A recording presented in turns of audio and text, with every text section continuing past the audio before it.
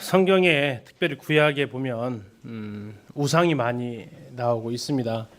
앞에서 잠깐 솔로몬이 이방 여인과 결혼하면서 이스라엘에 들어온 우상 이야기를 하고 있고요.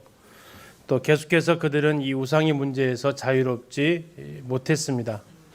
결국 우상을 숭배하다가 나라를 빼앗기게 되는 과정까지 이르게 되고요. 바벨론 70년 이후에 그들의 삶에서 가장 큰 차이점이 있다면 그들은 더 이상 우상을 섬기지는 않습니다. 그러나 하나님을 제대로 섬기지 않았다라는 것이 또 하나의 문제점으로 말라기에서 제시를 하고 있습니다. 그러나 어쨌든 70년간 그들이 배운 것 중에 가장 중요한 교훈이 있다면 우상은 아무것도 아니다. 사람이 만들었을 뿐이다. 그래서 이제 그 우상에 대해서 한 번은 저도 좀 정리를 좀 해야 될 것 같고, 또 성경 탐색을 하면서 이 우상이 자꾸 곳곳에서 등장하기 때문에 한 번은 정리를 좀 해야 될 것 같아서 어떤 자료가 있을까 이렇게 좀 모아봤더니 책이 한 권이 있었습니다. CLC 기독교 문서 선교에서 이제 우리나라 분이시더라고요. 한민수라는 박사님께서 고대 근동과 성경의 우상이라는 책을 쓰셔서 그 내용 중심으로 또 제가 이제 여기저기 또 자료 더 추가해서 내용들을 좀 살펴보도록 하겠습니다. 이 책에서는 총 10장에 걸쳐서 우상에 대해서 다루고 있습니다. 고대 근동의 우상과 신들, 우상이란 무엇인가, 우상에 대한 정의, 우상 숭배 금지 명령, 우상과 사사기, 또 우상과 십계명, 구약의 우상들이 얼마나 종류가 많은지 6장이 좀 내용이 많습니다. 그래서 우상과 나무, 또 우상 숭배자는 어떤 행위를 하고 우상 숭배와 땅, 그다음에 우상과 주의 평가 이렇게 되어져 있습니다. 전에 창세기 할 때 혹시 기억나시나 모르겠습니다. 이 모든 우상의 출발점이 있습니다. 그 땅은 바벨론 땅이었고요. 대표적인 사람이 누굽니까? 니무롯이었습니다. 그리고 그의 아내가 이름이 성경에는 나와 있지 않습니다만 유대인들 종교 대박기가 사전에는 그 이름이 등장하고 있습니다. 세미라미스였습니다. 거기에서부터 모든 우상은 출발을 합니다. 그 근원이 바로 바벨론 땅이었고 고대 근동이었습니다. 근동이라는 얘기는 동쪽에 가까운 동쪽이라는 뜻이죠. 가까운 동쪽. 그래서 그 기준 자체가 그리스 로마를 바탕으로 하고 있기 때문에 거기에서 가까운 동쪽이 바로 이스라엘. 우리는 또 이쪽 이란 이라크를 갖다가 근동이라고 하지 않죠. 뭐라고 그러죠? 중동이라고 합니다. 중동. 우리가 기준이기 때문에 그래요. 우리가 기준으로 봤을 때 동아시아를 갔을 때 그 가운데에 있다. 우리나라는 외국에서는 극동이라고 합니다. 어디서 봐서 극동인가라는 거죠. 바로 그 기준점이 이게 중요한 거죠. 여기서 이제 근동이라는 것은 바로 성경의 땅이라는 얘기입니다. 자, 잘 아시는 대로 니무롯과 세미라미스에 의해서 바벨탑을 지었다라는 그 니무롯, 그가 바벨탑의 실패에 대한 책임을 묻고 그는 죽임을 당하고, 세미라미스는 그의 시신을 조각을 내 가지고 이 억울함을 사람들한테 호소를 합니다. 자, 그런데 이제 문제가 뭡니까? 남편이 죽었는데 아이가 태어난 거죠. 그가 누굽니까? 그게 바로 이제 담무스입니다. 남편이 죽었는데 아이가 어떻게 태어납니까? 변명할 거리가 있어야겠죠. 그 변명을 뭐라고 합니까? 내 남편이 신이 되었고 태양신이 되었고 그 남편이 찾아와서 아이로 환생했다라고 이야기를 합니다. 그래서 담무스는 환생한 남편이 되는 거죠. 그래서 담무스가 크니까 세미라미스는 또 기이한 짓을 합니다. 뭐 합니까? 담무스와 결혼을 합니다. 그러면서 담무스가 처음에는 자기 아들이었잖아요. 근데 이제는 뭐가 된 겁니까? 남편이 된 거죠. 자, 그러면 이 세미라미스는 그렇게 되면서 두 가지의 신분을 얻게 됩니다. 하나는 뭡니까? 엄마신입니다. 엄마신. 또 하나는요, 황후입니다. 황후. 하늘 여왕입니다. 이 에스겔서에서 이제 등장하고 있는 내용이죠. 하늘 황후에게 성전에서 사람들이 떡을 구워드리려고 하고 있다. 이게 에스겔에서 책망하고 있는 내용이고, 담무스를 위해서 애곡하고 있다라고 하는 게 또 거기에서 책망하고 있는 내용입니다. 왜 단무스를 내고 갑니까? 단무스가 이른 나이에 죽거든요. 40살 정도 살았다고 합니다. 그래서 이제 이게 나중에 기독교하고 국교되어져 가는 과정 속에서 사순절이라고 들어보셨죠? 그것이 이제 예수님 죽음 앞두고 사순절 기념하지만 그 근원은 단무스의 죽음입니다. 결국 이게 기독교고 이런 것들이 지금 짬뽕이 되어져서 우리가 지금 지키고 있는데, 그래서 그런 것을 알게 되는 교회들은 하나씩 내려놓고 있죠. 뭐 크리스마스도 잘 아시지 않습니까? 그런 것도 내려놓게 되고, 그래서 이러한 모든 것들이 이제 기독교가 국교화되면서 다른 종교들이 다 이렇게 뭐라도 이렇게 그 혜택이라고 할까요? 절충하면서 들어오는 것들인데, 자, 그런 모든 바탕이 되어지는 종교가 바로 성경에 나와 있는 그런 우상의 일들이다 이거죠. 그렇게 되면서 단무스를 낳으면서 모자 신앙 사상이 곳곳으로 펼쳐집니다. 그리고 세계 곳곳에 가도 바로 그 모자 신앙, 아이를 안고 있는 엄마, 그것이 이제 신약에 가면 마리아와 예수님까지도 확대되어져서 마리아 숭배 사상까지 확전되어져 가게 됩니다. 자, 그 모든 바탕이 바로 리무롯과 세미라미스에 등장하는 여기서부터 출발을 하게 되고, 자, 이제 그런 것들의 바탕이 되어져서 가기 때문에, 자, 이제 살펴보겠지만 우상의 이런 스토리가 비슷한 게 많습니다. 그리고 옮겨갑니다. 바벨론 이후에 인구가 퍼져가면서 옮겨가면서 같은 신인데 이름이 다르게 부르는 이런 신들도 여기가 등장하게 됩니다. 자, 그러면 이제 조금씩 한번 살펴보면서 우상에 대해서 좀 정리를 좀 하도록 하겠습니다. 자, 수메르는 아까 말씀드린 그 바벨론 땅이죠. 자, 고대 근동의 신들의 특징을 학자들이 연구를 해보니까 이렇게 공통점들을 찾아낼 수 있었습니다. 첫 번째, 신의 존재가 없어지거나 새롭게 만들어지더라라는 겁니다. 당연하죠. 뭐 우상이라는 것 자체가 실제하지 않기 때문에 나라와 나라끼리 전쟁을 해가지고 그 민족이 그 부족이 없어졌어요. 그러면 뭐 또 같이 없어져요? 그 신도 없어지는 겁니다. 근데 승리하면요, 신도 생성되는 거죠. 그렇게 하면서 없어지거나 만들어지더라. 두 번째, 신은 존재하나 사람들에게 버려져 유명무실하게 되기도 하더라. 안 찾으면 이제 그 신은 더 이상 힘이 없는 겁니다. 신이 만약 있었다면 가만 놔두지 않겠죠. 그런데 이 신은 원래 없는 것이기 때문에 아무런 영향력 행사하지 못하죠. 세 번째, 신의 역할은 동일하지만 이름이 바뀌는 경우가 많았다. 사람들이 이동하면서 뭐 비너스하고 이쪽에는 아세라하고 이게 그 동일한 그런 인물들 이렇게 또 등장합니다. 네 번째, 국가와 도시의 주신, 메인 신입니다. 주신들이 그 역할을 상실해서 변두리 신으로 전락합니다. 또는 변두리 신이 국가가 성장하면 도시를 관장하는 주요 수호신이 되기도 합니다. 이게 이제 대표적으로 바벨론에서 그 마르둑이라는 신이 있었고, 바벨론이 멸망할 때 벨사살 왕의 아버지였던 나보니두스는 그 마르둑 숭배를 거절합니다. 그래서 신은 달신을 숭배하는 그 달신을 숭배하는 거죠. 그것 때문에 이제 바벨론 사이에서 마찰이 국민들하고 있었고, 이 우상 관련되어져서 이렇게 이게 메인 신이냐 변두리 신이냐 이 싸움, 누구를 주신으로 삼을 거냐 이 싸움들이 있으면서 이따 잠시 보겠지만 그 왕이 살아 있을 때 또는 죽을 때 그 비석 같은 걸 만들어요. 그러면 그 비석에 그 왕이 살아 있을 때 섬겼던 신들을 새겨놔요. 근데 그 신들이 다 또 달라요. 예, 그 중요하게 섬겼던 신은 4개, 5개씩 있는데 제일 앞에다가 이 사람이 제일 중요하게 섬겼던 신을 새겨놓는데 그게 또 달라지더라 이거죠. 뭐 수메르의 그 신들의 이름이 이렇게 나와 있습니다. 수메르의 신이 바벨론으로 가면 이름이 바뀌었다라는 예요. 뭐 이제 좀 들어보신 이름이 뭐가 좀 있으신가 모르겠습니다. 혹시 뭐 들어보셨어요? 보셔서 이슈타르 들어보셨죠? 에스더입니다. 에스더. 자, 별이라는 뜻이죠. 또 그것은 이난나라는 수메르에서는 같은 신인데 이름이 달라졌다는 얘기예요. 자, 단무주라는 신 아까 얘기했습니다. 자, 그것은 이제 수메르에서는 두무지라고 불렀다는 얘기죠. 다음에 그 아수르 쪽에서 사마슈는 굉장히 유명한 신인데 수메르에서는 우투라고 불렀다. 뭐 이런 것들. 아까 난나가 신이다. 이름이 변경되어지더라 이겁니다.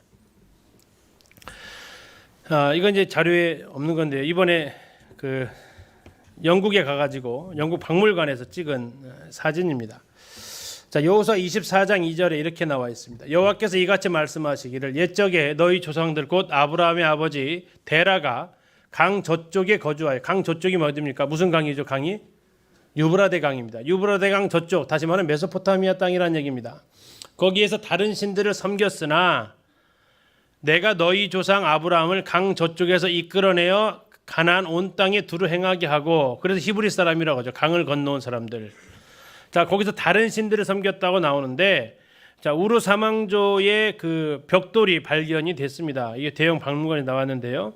거기에 보니까 그 이 흰색 안에 글씨를 해석을 합니다. 저는 앞만 봐도 이게 무슨 글자인지 몰라요. 한번 보세요. 이게 무슨 글자인지 모르시겠죠? 네, 앞만 봐도 몰라요. 이게 이제 그 고고학자들이 연구를 한 거죠. 거기에 보면 이렇게 써 있습니다. 아마르 신 리프르의 신인 엘릴의 이름으로 부름을 받은 자, 우르의 위대한 왕, 내 지역을 다스리는 왕, 그가 사랑하는 주인 엔키와 압수를 위해서 신전을 세우다, 이렇게 나와 있어요. 그러니까 신들의 이름이 지금 유일신이 아니었다는 얘기죠. 그들이 섬겼던 신들을 쭉 이야기를 한다는 겁니다. 자, BC 18세기경에 고대 바벨론 시대의 신들의 숫자가 얼마나 됐다고요? 3,600개. 상당히 많은 거죠. 3,600개 정도의 신을 그들이 섬기고 있었다는 겁니다. 그러나 그 신들의 이름이 기록된 것은 한 2,000개 정도만 이름을 알 수 있고 1,600 정도는 이제 이름도 모르는 신들이 꽤 있었다는 얘기입니다. 그리고 특별히 고대 바벨론에서 7 신들이 있었는데 그 7 신들은 지배하는 영역이 있었고 우주의 별들을 상징하거나 또는 고대 바벨론의 신들의 별 이름들이 바로 이 로마의 신들과 동일하다고 하는데요. 자, 여기에 보면은 이제 그 아시리아 그 왕의 동상에서 발견되는 겁니다. 자, 이게 말씀드린 대로 이 5개의 지금 신이 있죠.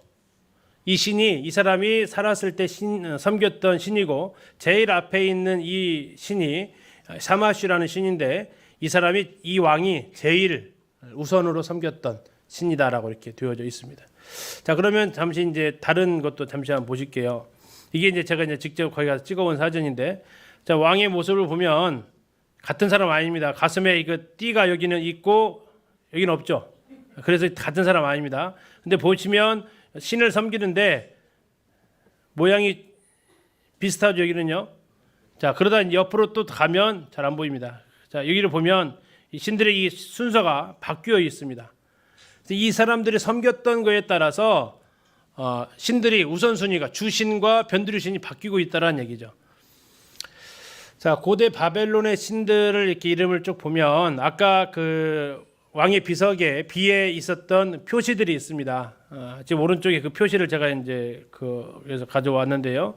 아까 야누신, 하늘의 신, 다음에 엘릴, 다음에 이스타르, 난나 이런 신들의 이 마크가 있어서 이 마크를 보면 지금 이 신들이 무슨 신인지를 알 수 있다라는 겁니다. 이렇게 그 기호로 상징해서 알 수 있다라는 거고요. 자, 이것이 이제 로마로 가면 이름이 바뀝니다. 머큐리 뭐 이렇게 수성 이렇게 나와 있는데 이 그 신들의 이름을 딴 거죠. 금성을 로마로 표현하면 비너스, 이것이 수메르에서는 이스타르, 같은 신들의 이름이었다라는 겁니다. 마르둑, 바벨론에서는 마르둑입니다. 그런데 이 로마로 가면 주피터가 됩니다. 주피터. 예. 이렇게 이제 신들의 이름이 바뀌어서 등장을 하고 있고 이동하면서 등장하고 있다라는 얘기죠. 자, 고대 근동 신들의 특징을 좀 보면 인간에게 영향을 주는 자연 환경과 밀접한 연관성을 갖는다. 혹시 단군 신화 들어보셨습니까? 자, 단군이 이 땅에 내려올 때 새 신을 데리고 왔다라고 합니다. 혹시 기억나세요? 예, 우리 김영님 잘 아시죠? 자, 바람 다음에 비 다음에 예. 이 다 뭐와 관련되어 있는 거죠? 그렇죠. 그게 자연환경 농사와 관련되어져 있는 이스라엘 백성들이 섬겼던 신들도 그런 신들의 판신, 농경신이에요.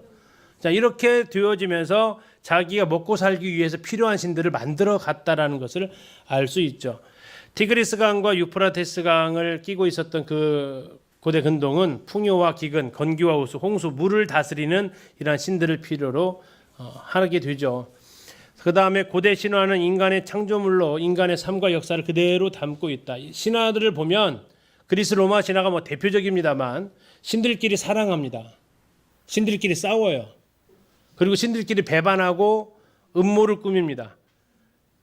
또 신들이 죽기도 하고요. 또 복수도 합니다. 이게 신인지 사람인지를 모릅니다. 그래서 거대 그리스 로마 신화가 보여주고 있는 대표적인 모습은 뭡니까? 인간은 신처럼 위대하다. 신은 인간처럼 세속적이다.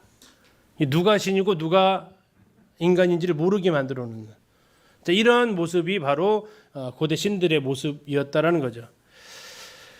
다번을 보시면 인간은 죽음의 공포를 가지기 때문에 부활을 소망했고 예수님 부활 그 이전 그 내용에도 이러한 내용들이 바로 이제 들어가 있다. 환생한다. 다시 이런 것들이 그들에게 있었다는 거죠. 이것은 인간의 하나님께서 전도서에 보니까 왜 이런 것들이 나타났어요? 하나님께서 인간에게 영원을 사모하는 마음을 주셨기 때문에 사람이 죽지 않고자 하는 그런 마음들을 가지고 있었고 그들은 하나님을 떠났지만 여전히 그런 마음들은 가지고 있어서 다른 것을 이렇게 만들어 보고 싶은 그런 소망들이 있었던 겁니다. 라본을 보시면 남자와 여자의 성을 가지고 있습니다. 그래서 남신과 여신이 있고요. 남신과 여신이 있다 보니까 사람이 만들다 보니까 사람 사이에서 일어나는 일들 아이 낳고 부모가 있고 형제가 있고 그런 계보를 가지게 되더라 이겁니다. 신들의 계보가 있습니다. 마치 사람처럼 정말 신을 낳습니다. 뭐 이렇게 사람처럼 낳는 게 아니라 때로는 뭐 배꼽에서 나오기도 하고 막 이런 신들이 생기는 거죠. 그래서 입으로 잡아먹고 죽으면서 그 다시 신이 막 퍼져나가고 뭐 그냥 듣기만 해도 참 이런 이야기들이 그 신화에 실제로 등장하고 있죠. 다음에 마번을 보면 근친 결혼이나 부모 살해 등 도덕성도 결여되어져 있는 이런 모습들이 이게 신 같지도 않은 신들의 모습이죠. 자 이제 이집트로 좀 가보겠습니다. 자, 저쪽 바벨론 이쪽에서는 무슨 신앙이 강했냐면 달신과 관련되어져 있는 그 신앙이 강했다면 이집트는 뭐와 관련된 태양, 뜨거운 나라죠. 이집트인들에게 태양은 너무나도 강한 신의 모습이었습니다. 근데 이 태양은 그들에게 좋은 거예요, 무서운 거예요? 무서운 거였습니다. 자, 토지를 비옥하게 하는 힘으로 생각되지 않았습니다. 왜냐하면 워낙 뜨거운 태양볕이었기 때문에 이 태양은 숭배의 대상, 이렇게 존경의 대상보다는 무서움의 대상이었어요. 무서워서 섬기는 게 바로 태양신이었죠. 전에 이제 그 한영재님이 해줬던 것 중에서 좀 기억에 남는 게 이집트에 7년 흉년이 있었잖아요. 그죠? 7년 흉년의 원인이 뭡니까? 우리가 이제 잘못 가르칠 때 이렇게 가르친다는 거예요. 비가 안 왔다라고 이렇게 가르친대요. 거기는 원래 비가 안 오는 땅이에요. 그들이 흉년이 그렇다는 얘기는 나일강이 범람하지 않았다라는 것으로 말하는 게 더 맞다라고 얘기를 하시더라고요.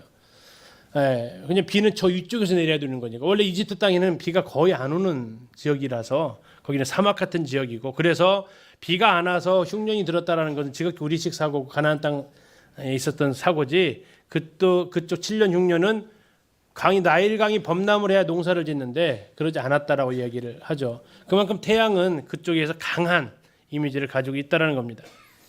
수메르나 바벨론에서는 하늘 신들에 의해서 선택되거나 임명된 사람이 왕이었습니다. 이게 신이 택한 사람이 왕이었어요. 근데 이집트는요, 왕이 곧 신이었습니다. 살아있는 신입니다. 살아있는 신. 그래서 이 바로의 뜻이 뭡니까? 바로 태양의 아들입니다. 태양신의 아들. 그러니까 신의 아들이니까 신이죠. 자, 그러면서 이집트의 왕은 살아있는 동안 누구로 불렸다고요? 호루스로 불렸고 죽어서는 오시리스, 신으로, 죽은 신, 살아있는 신으로 불렸다라고 나옵니다. 그래서 이집트 신화의 근간에 오시리스, 태양신 라 이런 것들 전부 다 여기에서 나온 거고요. 말씀드렸는데 신들은 계보가 있다라고 되어 있습니다. 제일 높은 아버지 신이 바로 눈입니다. 눈. 신들의 아버지라는 신이고요. 그 밑에 이제 눈의 아들인 라, 태양신 라입니다. 매의 머리를 한 거. 이따 사진으로 한 번씩 확인을 해보실 거고요. 오시리스는 가족 관계를 보시면 돼요. 되게 복잡합니다. 이시스, 세트신, 다음에 호루스신, 하토르 아누비스 이것 좀 한 번씩 정도는 들어보셨을 그런 신들입니다. 뭐 이것을 다 하나씩 설명하기는 좀 그러니까 내용을 가져서 궁금하신 대로 한번 보시고 성경 읽으시다가 내용 나오면 한번 찾아보시면 됩니다. 파란색 글씨로만 된 것만 좀 보시면 오시리스의 가장 큰 특징 중에 하나는 부활한 신이다라는 겁니다. 부활한 신.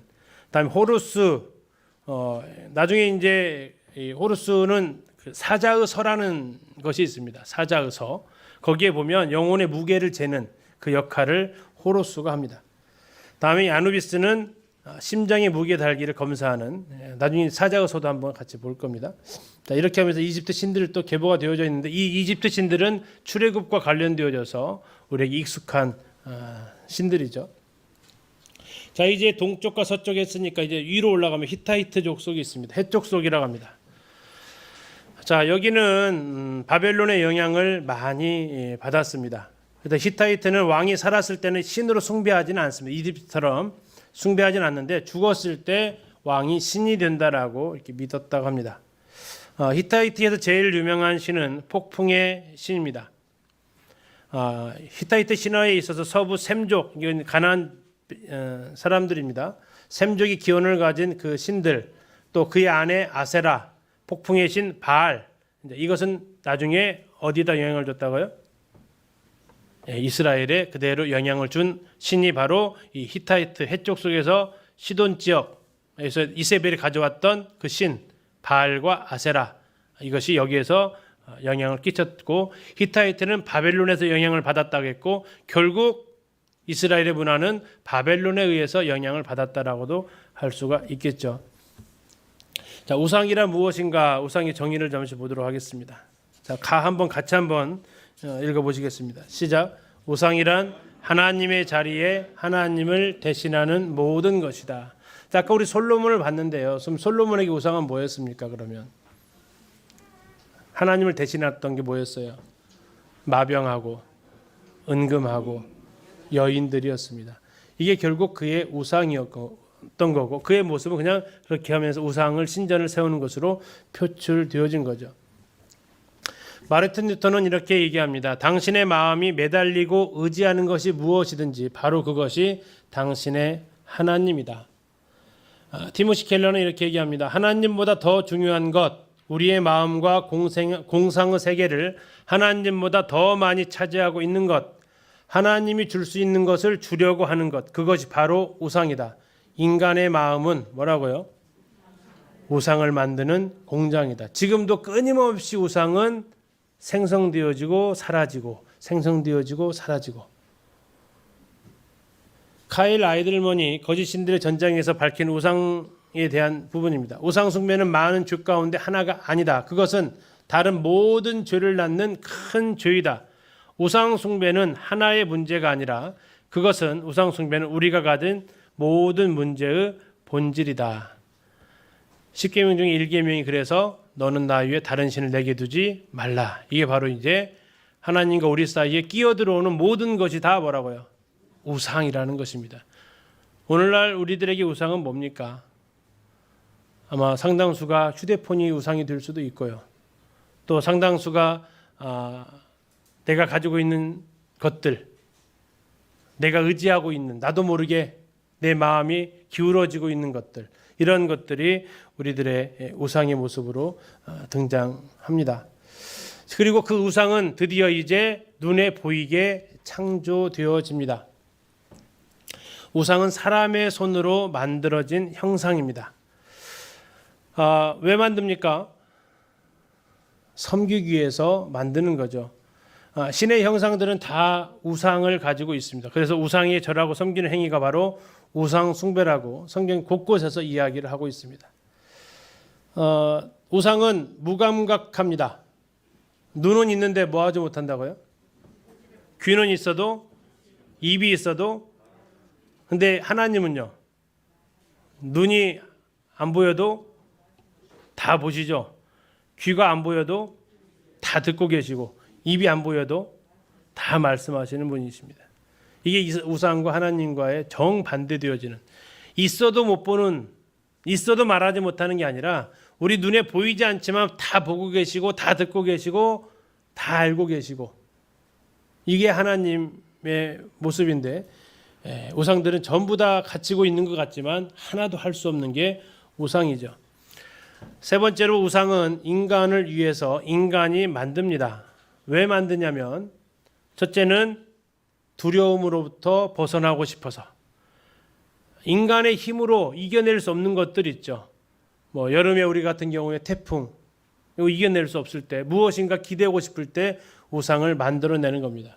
그래서 만들어지는 신이 구약에서 바알 신이 만들어지는 겁니다. 폭풍의 신이 만들어지는 거죠. 포세이돈이 만들어지는 겁니다. 항해하는 신들이 바다 가면 용왕님이 나오는 겁니다. 왜? 그 두려움에서 자기를 건져주기를, 그 공포에서 자기를 살려주기를 구하는 겁니다. 두 번째 우상을 만드는 이유는 반대쪽으로 복을 받기 위한 것입니다. 무엇인가 그를 통해서 얻고자 하는 게 있다라는 겁니다. 하나는 다시 말하면 두 가지죠. 그러니까 하나는 나를 지켜달라는 겁니다. 재해로부터 나를 좀 보호해달라는 의미가 있고 또 하나는 뭐 또 있다고요? 뭔가 나를 위해서 해달라는 겁니다. 이 두 가지 다 인간들을 위한 것에서 출발을 하는 거죠. 자, 우상은 재료들이 있습니다. 주 재료가 뭡니까? 저 중에 주 재료가 뭐예요? 주로 만드는 거. 네, 돌, 나무, 흙. 그리고 또 돈 좀 있으면 권력가들이 만드는 것은 앞에 거. 서민들은 뒤에 거. 보석이 좀 뒤에 있어서 안 그런데 보석 앞으로 가야죠. 자, 있는 사람들은 조금 더 값진 것으로 만들고 없는 사람들은 쉽게 얻을 수 있는 것을 가지고 만드는 것 뿐입니다. 그래서 성경에 나와 있는 우상들을 보면 주조된 거 있죠. 주조된 거 뭡니까? 틀을 만들고 거기에다가 녹여가지고 부어서 틀을 깨면 하나의 상이 나옵니다. 그렇게 되어지는 것이 바알, 송아지 형상. 그래서 저기 출애굽기에서 아론이 뭐라고 그래요? 예, 던졌더니 나온다고 했죠. 불에 던졌더니 이게 뭡니까? 녹여가지고 부어서 깼더니 나왔다라는 얘기를 그렇게 지금 표현을 한 거죠. 다음에 드라빔 하면 누구죠? 라헬이죠. 드라빔은 부족신, 가족신입니다. 휴대용이에요. 휴대용. 작은 겁니다. 들고 다닐 수 있는 거죠. 자, 이 흙으로 빚어진 드라빔, 다음에 나무를 깎아서 만든 아세라, 이것도 휴대용도 있고 큰 것도 있습니다. 자, 이렇게 여러 가지 재료로 만들어지고 있고요. 또 만드는 방법도 다양한데 부어서 만든 아까 했던 주조하는 겁니다. 다음에 새겨서 만든 게 있고 조각해서 만드는 것도 있습니다. 새겨서 만든 것과 조각한 건 뭐가 다르죠? 예, 새겨서 만들었다는 얘기는 미술 시간에 배우셨던 부조입니다. 부조. 한쪽 면만 파는 겁니다. 이 나무 판에다 한쪽 면을 이렇게 새기는 거고요. 조각했다는 것은요, 환조죠. 입체로 만드는 겁니다. 그렇게 갖고 다니는 이런 다양한 방법으로 우상을 제조하는 거죠. 참 신을 만들기 쉽죠. 자, 그렇게 하면서 그들이 이 신을 휴대하거나 또 집이나 이런 곳에다가 안치하거나 그렇게 하면서 자기를 위해서 재앙으로부터 지켜주십시오, 나에게 복을 주십시오 하는 그런 형태로 되어집니다. 그래서 하나님께서는 이 우상 숭배를 하나님께 악행한다라고 얘기하십니다. 하나님 말씀하십니다. 여호와께서는 다른 신은 다 헛것이다. 저 예레미야 가면 천지를 창조하지 않은 신들은 다 망한다라고 이야기를 하고 있습니다. 이스라엘 민족의 첫 번째 우상 숭배는 출애굽한 이후에 뭐였어요? 금송아지 형상이었습니다. 그런데 그들이 왜 금송아지를 만들었을까요? 애굽에서 보고 배운 게 그거죠. 아토스라는 신이 바로 이 송아지 신입니다. 하나님이 이스라엘의 우상 숭배를 강하게 비판하십니다. 또 우상 숭배는 하나님을 거절하고 배교하며 받아들일 수 없는 죄악입니다. 우상은 제사드리는 의식에서 이제 도덕적 타락을 가져오는데 이방 우상 신들의 축제 중에 하나의 요소가 바로 음행과 매춘행위가 동반되었다라는 것입니다. 하나님께서는 우리에게 거룩한 삶을, 특히 우리의 몸을 거룩하라고 얘기하십니다. 그런데 이 우상 숭배는 이 몸에 대해서 아주 마음껏 죄의 도구로 사용되어지고 있습니다. 근친상간도 동성애도 수음도 다 가능하게 만드는 것이 바로 우상의 제사입니다. 그래서 이 고대 근동의 제에는 음행이 동반되었고 여기에서 하는 성매매는 합법적인 것으로 인정을 받고 그래서 성창이라는 거룩한 창녀라는 창기 이것 자체를 굉장히 중요하게 하는 신약 성경에서 대표적인 도시를 꼽으라면 고린도죠. 고린도에는 아프로디테 신전의 1000명의 여사제들이 밤낮을 가리지 않고 그러한 성적 타락을 일삼는 것들이 이제 문헌어도까지 기록되어져 있습니다. 이게 전부 다 신의 의식 속에 했었기 때문에 전혀 정죄를 받지 않습니다. 자, 이런 일들이 이제 우상이 가져오는 폐해였던 거고요. 그 다음에 우상은 하나님이 받을 예배, 경배, 영광을 가로챕니다. 오직 경배는 하나님께 드리라고 예수님께서 직접 말씀을 하셨죠. 그런데 죄에 빠진 인간은 하나님 대신에 우상을 만들고 자기를 위해서 우상에게 경배를 합니다. 우상을 섬기며 경배하는 그들에게 선지자들이 찾아와서 책망하고 이것은 사사기에서도 악순환되어지고 있고 열왕기에서도 계속 악순환되어져 가고 있는 어쩌면 우리의 삶에서도 계속 우리는 때로 집회를 통해서 내가 하나님보다 더 중요하게 생각했던 것들에 대해서 회개합니다. 그러다 어느 순간 또 반복하죠. 그러다 또 다시 한번 어떤 메시지나 성경을 보다가 또 한번 또 회개하죠. 또 반복하죠. 이 우리의 삶 속에서 이게 지금 자꾸 되풀이되고 있지 않습니까? 이것이 구약에서의 그 모습 그대로입니다. 우상은 마음이 부패한 자들, 마음이 교만한 자들이 하나님을 떠나서 만드는데요. 시편 14편의 어리석은 자는 그 마음에 이르기를 하나님이 없다 합니다. 하나님이 없다 하면 그들은 하나님을 이제 만드는 일을 한다는 겁니다. 그래서 이 교만한 사람들, 루시퍼부터 시작해서 교만한 자가 하나님을 떠나서 하나님의 자리를 빼앗기 원했던 것이 바로 우상 숭배로 표출이 됩니다. 하나님과 우상의 차이점을 이렇게 보시면 우리 교재 36쪽에 나와 있죠. 보시면 읽어보셔도 바로 아실 수 있는 내용들입니다. 이렇게도 극명하게 차이가 남에도 불구하고 우리가 왜 자꾸 하나님 아닌 것들에 내 마음을 빼앗기고 있는가? 이것은 정말 우리가 하나님 앞에 회개하는 마음으로 살펴봐야 될 부분입니다. 가장 큰 이유가 뭘까요? 죄 때문에. 또요. 가장 큰 이유가 뭘까요? 우상은요, 나를 귀찮게 하지 않아요.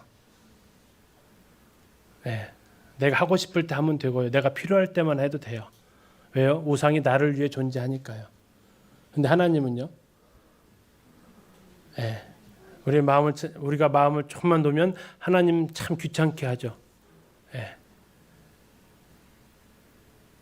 하나님은 나를 위해서 존재하시는 분이 아니라고 하잖아요. 내가 하나님을 위해서 존재하라고 하고요. 그게 우리를 자꾸 이 육신을 거스리는 거죠. 이런 관계 때문에 우리는 참 어쩌면 하나님 섬기는 것에 대해서 자꾸 이렇게 떠나는 이런 모습들을 생각하게 됩니다. 과연 누가 누구를 위한 것이냐가 제일 큰 동기가 아닌가. 하나님을 우리가 마음대로 부릴 수 있다면 우리는 하나님을 잘 섬길 겁니다. 그런데 하나님은 그런 분이 아니시기 때문에 호락호락하지 않으니까 호락호락 안 되니까 이제 자꾸 내가 피하고 싶은 내 마음대로 하고 싶은데 내가 원하는 대로 하고 싶은데 자 3장에 보시면 하나님께서 우상 숭배를 하지 말라고 명령을 내리십니다. 이것은 권하는 게 아닙니다. 명령입니다. 인간은 죄를 지으면서부터 하나님을 떠나버렸습니다. 이건 창세기 3장에서 나오는 거죠. 내가 하나님과 같이 되려고 했다가 결국 어떻게 됐어요? 에덴 동산에서 쫓겨납니다. 그래서 하나님께서는 인간과 다시 언약을 맺으시면서 율법의 제일 첫째 계명으로 우상 숭배를 하지 말 것을 금하고 있습니다. 그리고 그것은 1계명과 2계명이 이르기까지 굉장히 강조되어지고 있습니다. 성경을 쭉 보면 하나님께서 출애굽기, 레위기, 민수기, 신명기를 쭉 통해서 보아질 때 우상 숭배에 대해서 여러 가지로 이렇게 명령하고 있습니다. 가나안 땅에 들어가면 제단을 헐어버려라. 주상, 기둥처럼 세워진 겁니다. 그것을 깨뜨려라. 목상, 나무로 만들어진 우상을 찍어버려라. 자기를 위해서는 어떠한 형상도 만들지 말라. 우상은 자기를 위해서 만든다고 했습니다. 다른 신을 너에게 두지 말고 절하지도 말고 이름도 부르지 마라. 가나안 땅의 족속들 그들의 신들과 언약도 맺지 마라. 그 땅의 족속들과 서로 결혼하지 말아라. 가나안 땅 족속들을 멸절하고 그들의 문화나 풍습을 따르지 말아라. 계속해서 하나님께서는 십계명을 통해서 또 말씀을 통해서 경고하셨습니다. 자, 하나씩 좀 보면 가나안 종교의 신들과 제단들을 없애버리라라고 하나님 말씀하셨습니다. 그런데 그들이 어떻게 했습니까? 가나안 땅 딱 들어가서 뭐 했어요? 네, 그들과 동화되어져 가게 됩니다. 우상을 만들고 섬겼던 이야기가 사사기 시대부터 등장하고 있습니다. 그것은 하나님께서 계속해서 선지자들을 보내서 책망했던 일입니다.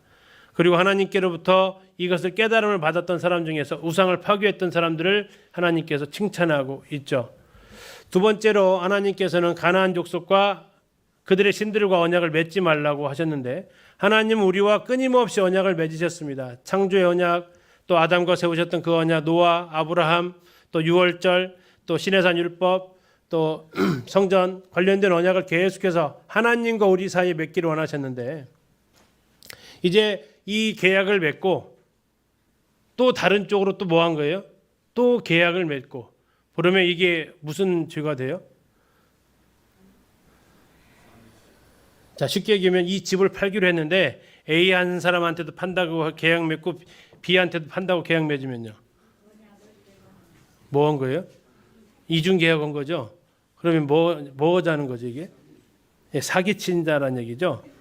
예, 지금 내가 하나님도 섬기겠다고 했고 그런데 이게 보니까 이쪽이 좀 더 알 것 같아. 그래서 이쪽 우상도 좀 섬기고 자 이렇게 되면 어떻게 되죠? 박쥐 되죠 박쥐. 예, 어디에서도 받아줄 수 없는 예, 계약은 그냥 끝나는 거죠. 예, 어디서도 인정받지 못하는 결과를 가져오는 겁니다. 이것을 해서 배신했다라고 이야기를 하죠. 배반했다고.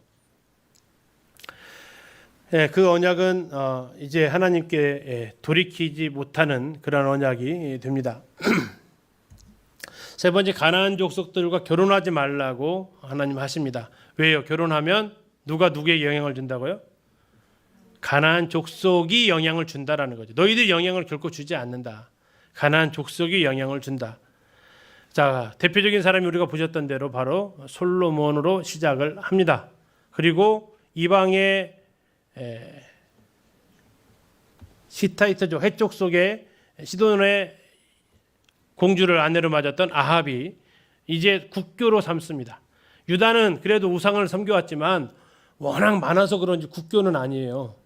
근데 여기는 아합은 딱 들어오면서 뭐가 돼요 이제? 이건 나라의 종교가 돼요. 엘리야와 450인의 싸움 그것은 이미 북이스라엘 아합은 여호와를 섬기는 것이 아니었다고요. 여호와와 바알 간의 싸움이었잖아요. 그래서 그 상태는 이미 국교화를 시킨 거예요. 지금 이세벨 자체가. 솔로몬은 그래도 국교는 안 했거든요. 누구를 선택할지 몰랐을 거예요. 워낙 많아가지고. 그런데 이 이세벨은 아주 강력한 왕비였죠. 하여튼 그렇게 하면서 이제 북이스라엘을 하나님을 떠나는 나라가 되게 만든 게 바로 아합이었다라는 거죠. 우리가 처음 시작할 때 했죠. 북이스라엘에서 두 왕이 기준이다. 첫 번째가 여로보암, 두 번째가 아합이다. 여로보암은 무슨 기준이요? 내 마음대로 섬기는 하나님. 다음에 아합은요? 예, 이제 다른 신이에요. 여기는 하나님 섬기는 게 아니에요. 여로보암은 하나님 섬기는 거였어요. 그러나 아합은 하나님 자체를 섬기지 않는 거였습니다. 이방인과 결혼하지 말라는 그 율법에 순종한 사람이 에스라가 나오는데 에스라 10장에 가보면 이방 결혼한 사람 어떻게 하죠? 에스라가요? 네, 이혼시키기까지 합니다. 네, 느헤미야도 막 보면 막 머리털 잡아가지고 막 뽑아버립니다. 네, 이렇게 강력하게 이런 것도 왜 영향을 주니까 하는 거죠. 네 번째 이집트와 가나안의 풍속을 따르지 말라고 하십니다. 자, 이것은 우상과 관련되어진 문화라는 거죠. 아까 이집트 땅도 받고 다음에 가나안 땅의 여신들 보겠지만 우상 숭배와 연관되어진 일입니다. 그래서 가리켜서 레위기에서 계속해서 말하고 있는 거죠. 자, 문화라는 거, 문화, 컬처라고 하죠. 컬처. 이게 컬처가 농경에서 나온 단어입니다. 농경은 아까 보셨던 대로 그들의 삶의 방식입니다. 문화가 삶의 방식인데 바로 거기에서 나온 거. 농사와 아까 관련되어진 그런 신들과 연관되어지게 되어져 있습니다. 문화는 그래서 단순한 먹고 사는 문제가 아닙니다. 그들의 생활 패턴을 바꾸게 되어져 있습니다. 대표적인 사람이 가나안 풍속을 받아들였던 삼손과 이스라엘이고요. 하나님께서는 오직 여호와만 섬기라고, 거짓 꿈으로 유혹하는 자를 멀리하라고 계속해서 이야기를 하십니다. 예, 오늘 여기까지 좀 하고요. 38쪽부터는 다음 시간에 하도록 하겠습니다.